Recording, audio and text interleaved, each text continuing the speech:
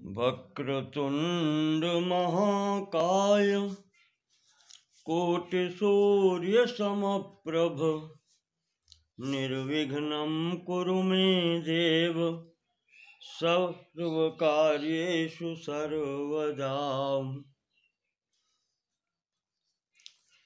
यः स्थूल सूक्ष्म प्रकट प्रकाशो यः सर्वभूतो न च सर्वभूतः विश्वं यतश्चैतद्विश्वहेतु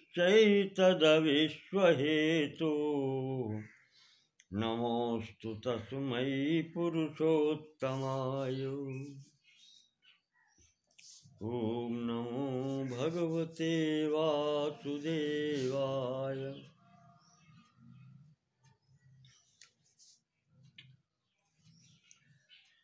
श्री विष्णु पुराण के तृतीय अंश के आज के खंड में मैत्रेय जी का प्रश्न है पराशर जी से कि भगवान देवः संसार विजिगीषुभिः समाख्याहि जगन्नाथो विष्णुराराध्यते यथा। आराधिताच्च गोविन्दादाराधनपरैर्नरैः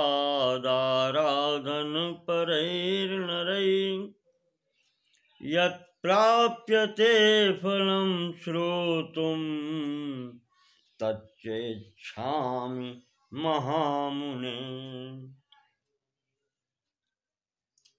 तच्चेच्छामि महामुने।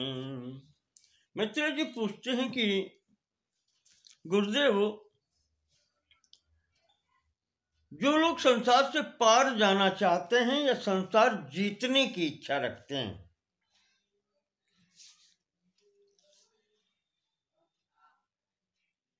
वो भगवान की आराधना उपासना कैसे करते हैं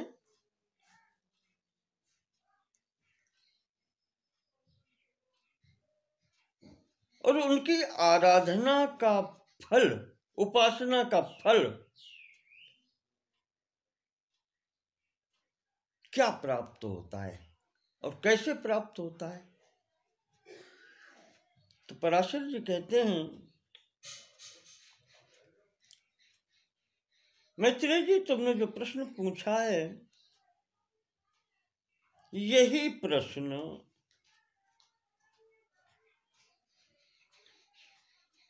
सूर्यवंशी राजा थे एक सगर, उन्होंने औरव जी से पूछा था। महर्षि औरव अग्न्यांश कहे जाते हैं, अग्नि का अवतार महर्षि औरव, ये भृगुवंश में है।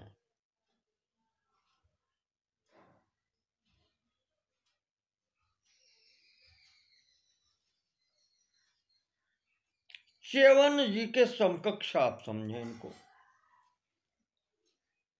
औरव जी संभवतः च्यवन जी के समकक्ष होंगे या उनकी संतति में हो।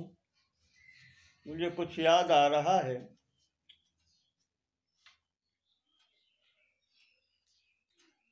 जहाँ महर्षि भृगु के संतानों का वर्णन किया गया था, श्रीमद् भागवत में भी था।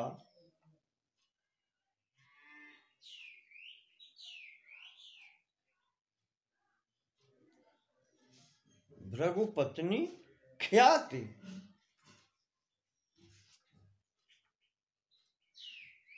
जहां तक मुझे याद है।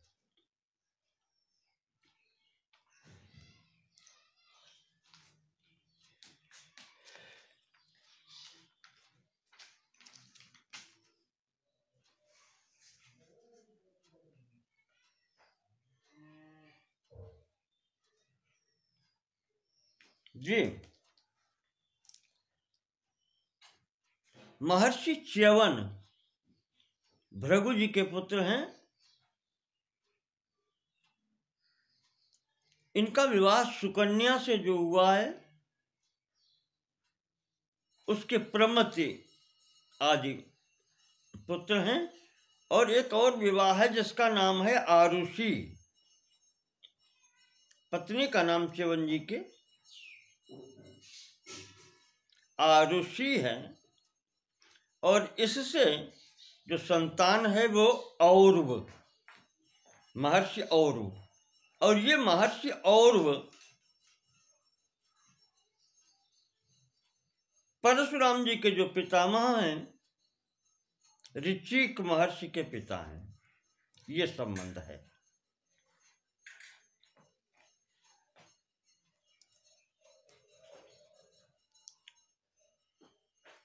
महर्षि च्यवन के पुत्र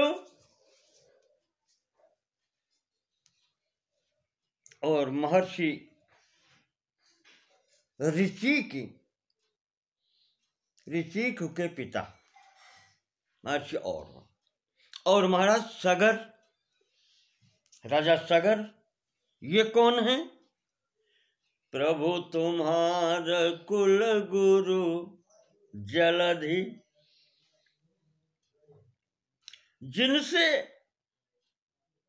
जिनका पुत्रत्व भी समुद्र ने स्वीकार किया और अपना नाम सागर रखा। सगरस्यापत्यम पुमान सागरा।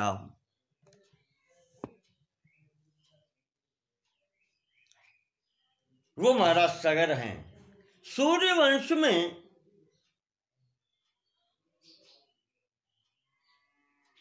महाराज हरिश्चंद्र से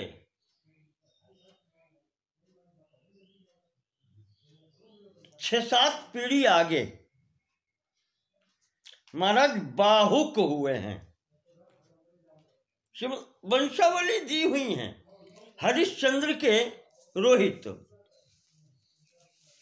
रोहित के चंप, चंप के सुदेव, सुदेव के विजय, उनके भरुक, और भरुक के ब्रक, और ब्रक के पुत्र हुए बाहुक। ये सूर्यवंश में जो स्थिति आई है श्रीमद् भागवत के 9वें स्कंद में, जहां पर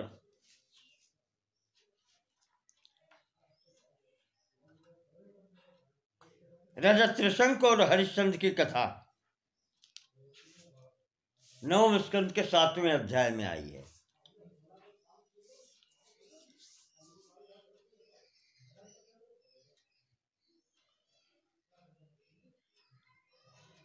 तो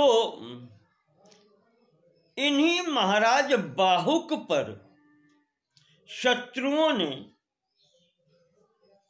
आक्रमण किया। पराजित होकर महाराज बाहुक पत्नी के सहित महर्षि औरव के आश्रम में पहुंचे। वहां शरण ली। औरव जी ने इनको आश्वासन दिया। फिर ये वहीं रहे। कालांतर में महाराज बाहुक का शरीर छूट गया। इनकी पत्नी जो थी, जिनका नाम यादवी था, गर्भवती थी। इस कारण से महर्षि औरव के आदेश से ये सती नहीं हुई।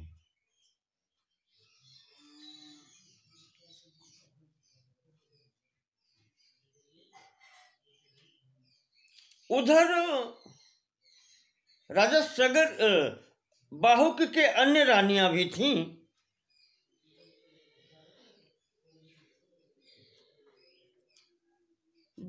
इसे सगर्भा देख करके अन्य नारियों ने, अन्य सपत्नियों ने देखकर, सौतों ने देख करके इसे जहर दे दिया, विष दे दिया समाप्त करने के लिए।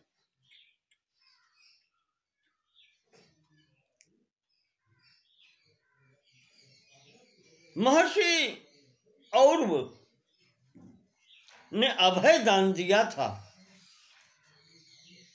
इस कारण से महर्षि के आशीर्वाद से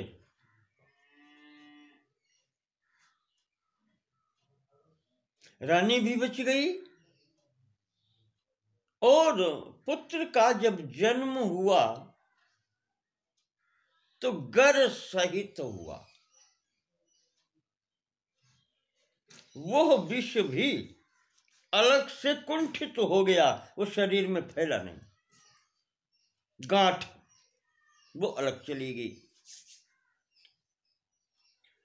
तो गर सहित उत्पन्न होने के कारण महर्षि ने इस बालक का नाम ही सगर रख दिया।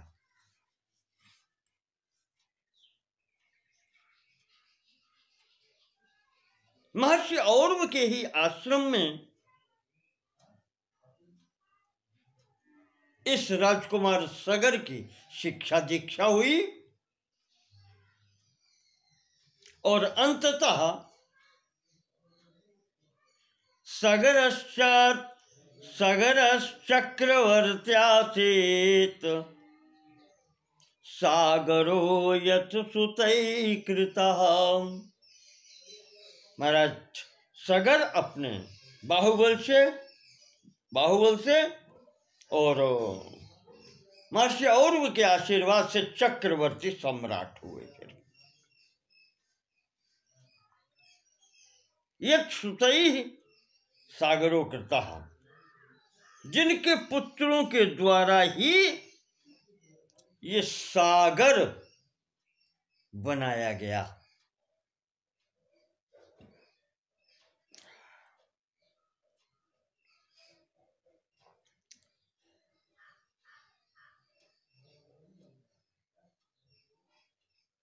अश्वमेध यज्ञ का घोड़ा इंद्र ने ले जाकर के जिस समय महर्षि कपिल के आश्रम में बांध दिया तो महाराज सगर के 2 रानियां हैं, एक का एक पुत्र है और अन्य जो एक है उसके 60,000 पुत्र हैं।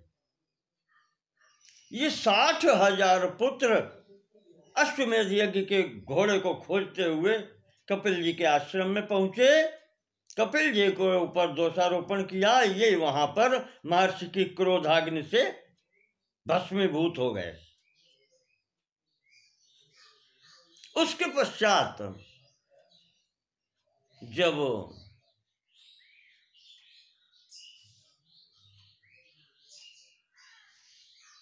दूसरे पुत्र जो हैं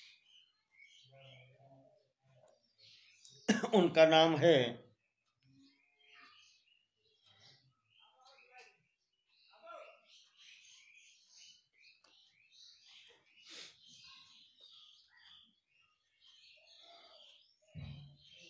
असमंजस। हाँ, दूसरी रानी से पुत्र थे असमंजस। ये योगी थे, इन्होंने सिंहासन की इच्छा नहीं की राज्य की। तो इनका पुत्र जो हुआ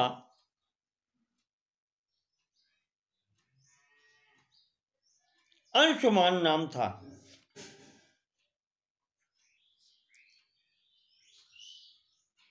वो सिंहासन पर बिठाया गया, उसका राज तिलक हुआ। अंततः अश्व को खोजते हुए महर्षि कपिल के आश्रम में पहुंचा है और वहां जाकर के घोड़ा देखा, अपने पूर्वजों की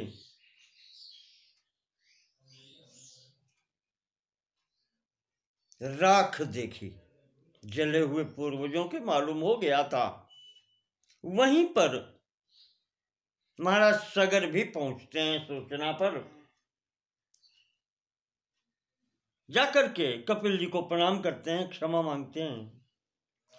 तो तम परिक्रम शिरसा प्रसाद्य हयमानयत, महाराज जी के चरणों पर सिर रख करके कपिल जी के क्षमा मांग करके वहां से घोड़ा ला करके और अपना यज्ञ पूर्ण कराने की स्थिति में वहीं आश्रम में ही महर्षि कपिल ने वरदान दिया है। जब इन्होंने क्षमा मांगी और महर्षि का सम्मान किया है तो महर्षि, हरवंश पुराण में आती है कथा, तो महर्षि कपिल जी ने आशीर्वाद दिया वहां पर, कहा कि महाराज सगर अश्व ले जाओ और अश्वमेध यज्ञ अपना पूर्ण करो। और वहां पर आया है कि प्रादाचित सुमयी भगवान हरिर नारायणो वरान, कई वरदान वहां पर दिए और कहा है अक्षयम वंशमिक्ष्वाको, ये तुम्हारा जो वंश इक्ष्वाकु वंश चला आ रहा है ये अक्षय होगा, कभी समाप्त नहीं होगा। कीर्तिम चाप्य निवर्तिनी, और तुम्हें कीर्ति प्राप्त होगी। पुत्रम समुद्रम, और ये जो समुद्र है यही तुम्हारा पुत्र होगा। विभू स्वर्गवासम तथाक्षयम, और स्वर्गवासम तथाक्षयम, अक्षय स्वर्गलोक की प्राप्ति होगी तुम्हें। पुत्राणाम चाक्षयान लोके, पुत्राणाम चाक्षयान लोकांस्तस्य ये चक्षुषा हता, और तुम्हारे ये जो पुत्र मेरी दृष्टि की अग्नि से भस्म हो गए हैं, इनको भी स्वर्ग की प्राप्ति होगी, अक्षय लोक प्राप्त होंगे इनको। इसी समय समुद्र ने आकर के महर्षि कपिल की इच्छा के अनुसार सम्राट सगर को अर्घ्य दिया और वंदना की, प्रणाम करके पुत्रवत समुद्रश्चार्घ्यमादाय बवंदे च महीपत, बवंदे तम महीपतिम सागरत्वं च लेभेश कर्मणा तेन तस्य वै। इस प्रकार से उसने सागरत्व प्राप्त किया, महाराज सगर के पुत्र होने का सौभाग्य प्राप्त किया। इन्हीं महाराज सगर ने ये प्रश्न कि भगवान की आराधना से क्या प्राप्त होता है, फल क्या है, ये महर्षि औरव से पूछा था। तो महर्षि औरव ने जो कुछ बतलाया था वो मैं सुनाता हूं। मैत्रेय जी से महर्षि पराशर कह रहे हैं, उसे सुनो। भगवान की आराधना से क्या प्राप्त होता है? भौमं मनोरथं स्वर्गम स्वर्गे रम्यं च यत्पदम् प्राप्नोत्याराधिते विष्णौ निर्वाणमपि चोत्तमम्। भौमं मनोरथम, इस पृथ्वी पर उपलब्ध समस्त भोग, मनोरथम जो आप इच्छा कर सकते हैं वो प्राप्त होते हैं। स्वर्गम, इसके पश्चात स्वर्ग की प्राप्ति हो सकती है। और इससे भी आगे स्वर्गे रम्यम च यत् पदम, और स्वर्ग से भी जो अधिक रम्य है, सुंदर है, वो पद। यूं कहले ब्रह्मा जी का लोक। और प्राप्नोति आराधिते विष्णु, भगवान विष्णु की आराधना से इससे भी अधिक निर्वाणमपि चोत्तमम, निर्वाण पद भी प्राप्त हो जाता है, मोक्ष भी प्राप्त हो जाता है।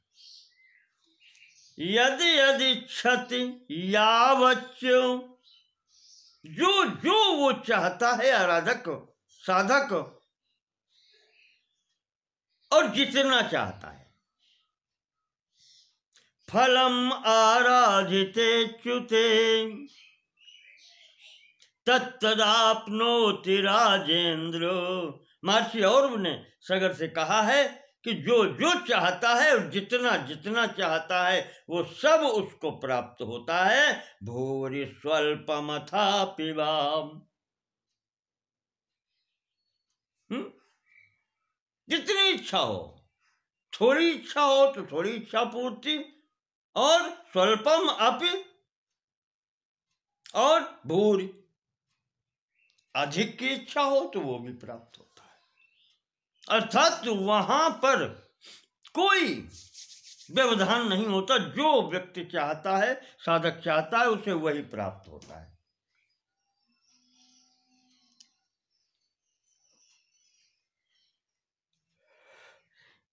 यत्तु पृच्छसि भूपाल, आपने राजन तुमने जो पूछा है कि भगवान की आराधना कैसे होती है, कथम आराध्यते हरि, तो वो सुनो ध्यान पूर्वक। क्या है?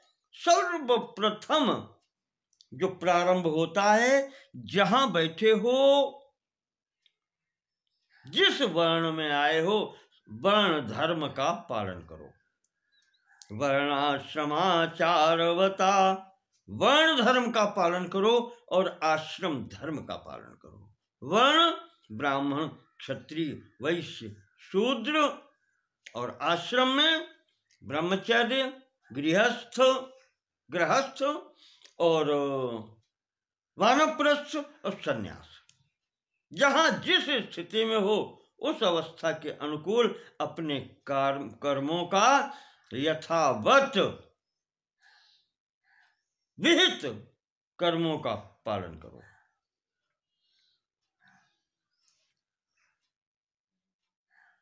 सर्वप्रथम ये करना है। दूसरा, यजन्यज्ञान्यजत्येनम जपतेनम जपन्नृप निघ्नन्नन्यान्हि नस्त्येनम सर्वभूतो यतो हरि। देखो, जैसे यज्ञ करने वाला उन भगवान की ही यज्ञ करता है, बहुत ध्यान से सुनिएगा। जप करने वाला जपति एनम जपन नृप, इसी का जप करता है। जो भी जप करता है वो भगवान के का ही जप करता है। बिल्कुल ठीक इसी प्रकार था, जैसे जो भी यज्ञ करता है वो भगवान के लिए करता है, भगवान की करता है। जो जप करता है मंत्र या नाम, वो भगवान का ही करता है। इसी प्रकार से निघ्नन अन्यान, जो व्यक्ति दूसरे को कष्ट देता है, मारता है, उसी प्रथम नियम के अनुसार वो भगवान को ही मारता है, उन्हीं को कष्ट दे रहा है। जो व्यक्ति दूसरे जीव को कष्ट दे रहा है तो ये कष्ट भी भगवान को ही दे रहा है। क्यों? सर्वभूतो यतो हरि, क्योंकि यहां संपूर्ण प्राणियों में वही तो है। सर्वभूतो यतः हरि, भगवान ही सर्वभूत है। मैंने कहा ना, बनने वाला भी वही, बनाने वाला भी वही। सृष्टि रूप में भगवान ही तो हैं। और यदि तुम दूसरे को कष्ट दे रहे हो तो तुम भगवान को ही कष्ट दे रहे हो। जैसे यज्ञ कर रहे हो तो भगवान के लिए कर रहे हो, पूजा आराधना कर रहे हो तो भगवान की कर रहे हो, जप कर रहे हो तो भगवान का कर रहे हो, भगवान के लिए कर रहे हो, भगवान को लक्ष्य करके। इसी प्रकार से अगर तुम किसी दूसरे को कष्ट दे रहे हो तो वो भी भगवान को ही दे रहे हो, वो वहीं पहुंच रहा है। इसलिए किसी को कष्ट देने की इच्छा मत करो।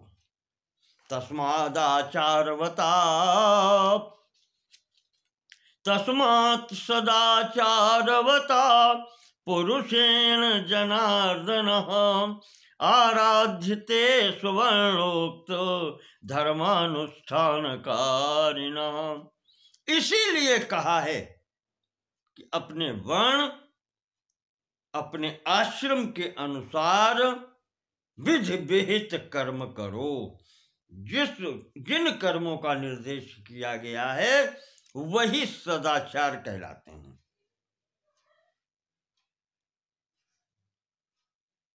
विहित कर्मों को जो साधु पुरुष करते हैं, सज्जन व्यक्तित्व जिन नियमों का पालन करते हैं वही सदाचार कहा जाता है।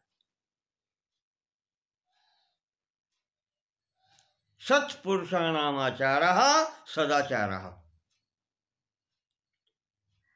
उसका पालन करो।